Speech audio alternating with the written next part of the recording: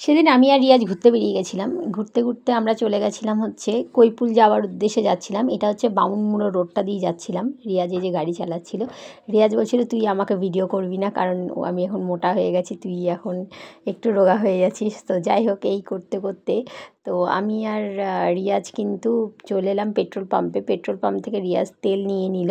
তেল নিয়ে এবার আমরা যাচ্ছি হচ্ছে কৈপুলের উদ্দেশ্যে। কিন্তু এত দুষ্টু ও কিন্তু আমাকে কৈপুল নিয়ে যায়নি।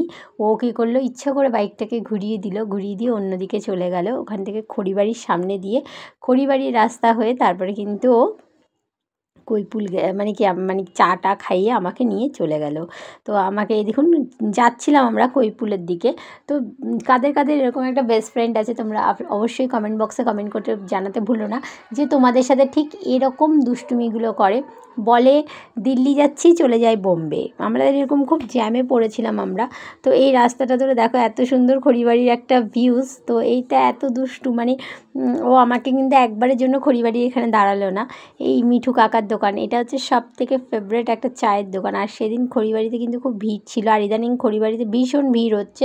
তার জন্য কিন্তু খড়িবাড়িটা এখন জমজমাট, বেশি জমজমাট হয়ে গেছে।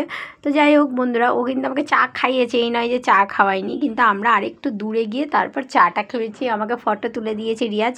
তো আমরা আরেকটা জায়গায় গেছিলাম, কিন্তু আমরা বুঝতে পারিনি ওই জায়গাটায় মানে দোকানগুলো বন্ধ হয়ে গেছে। তো যাই হোক, আর কিছু করার নেই, কী আর করবো। লাস্টে আমরা কী করলাম, আজকে যেহেতু সেদিন আমার নিরামিষ ছিল, সেদিন কিন্তু রিয়াজ মানে কি আমাকে এরকম করলো। তাই আমি বললাম যে খড়িবাড়িতে এসেছি, খড়িবাড়ির বিখ্যাত হচ্ছে চা আর পাঁপড়। এই দুটো না খেলে আপনার খড়িবাড়ি যাওয়া মানেই হচ্ছে একদম বৃথা, পরিষ্কার কথা। এই দেখুন সবাই যাচ্ছে আসছে, খুব সুন্দর ঘুরছে ফিরছে, বেশ মস্তি করছে। এটা কিন্তু একটা মস্তি করার ছোটোখাটো জায়গা। যদি ছুটির দিন থাকে, আপনার বন্ধু পার্টনার বাবা মাকে নেবেন না, বন্ধু বা পার্টনারের সঙ্গে চলে যান, ঘুরে আসুন, কোনো অসুবিধা নেই। জায়গাটা ভীষণই ভালো। তো এখান থেকে আমরা কিন্তু টার্ন নিচ্ছি, আমরা ডান দিকে টার্ন নেবো, সরি।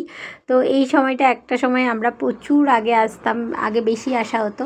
এখন যেহেতু যারা আমরা যে যার লাইফে আমরা সেটেল হয়ে গেছি, সেই কারণে আমরা না, এই কারণে এখন আর আমাদের খুব একটা এই দিকটা আসা হয় না। রিয়াজ বলছিল যে এই দিকের মানে কি আসলে একটুখানি সকাল সকাল, ওকে বললাম চল ভাই সকাল সকাল যাই, কারণ কয়েকটা রিলস করব, একটু ভালো লাগবে। ও আমার কথাগুলো শোনে না। যাক, ওকে বললাম এখান থেকে চল। তারপর আমরা এইখান থেকে না, এই দিক থেকে আমরা এবার টার্নিংটা নিচ্ছি। দেখুন ডান দিকে টার্নিং নেব, ওকে আমি বলে দিলাম যে টার্নিংটা নিচ্ছি।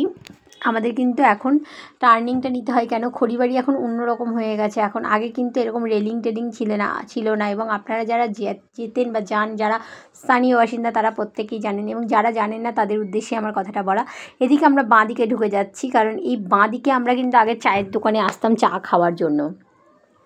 তো যাই হোক, তো এই দেখুন, তো চা খেতে আমরা কিন্তু অ্যাকচুয়াল আমরা বন্ধুত্ব, আমাদের জিম থেকে বন্ধুত্ব 2019 থেকে আমাদের বন্ধুত্ব, আজকে 2025, আমাদের কিন্তু কন্টিনিউ আমরা বন্ধুত্ব এখনও আমরা কন্টিনিউ করছি। আমি জানি না পরবর্তীকালে রিয়াজের বিয়ের পরে বা মানে কি সেই বন্ধুত্বটা এরকম কন্টিনিউ থাকবে কিনা। আমাদের আরও একটা বন্ধু ছিল নাজির, বাট তার সঙ্গে এখন আমাদের আর কোনো কন্ট্যাক্ট নেই। ওর বিয়ের পরে ও পুরোপুরি চেঞ্জ হয়ে গেছে, বাট ও আমাদের সাথে কারোর সাথে এখন আর রিলেশন রাখতে চায় না। তো এখানে এসে দেখলাম আমাদের এই যে দোকানগুলো ছিল, সব দোকানপাটগুলো ভেঙে দেওয়া হয়েছে, এখানে বিভিন্ন কিছু আরও কিছু হচ্ছে।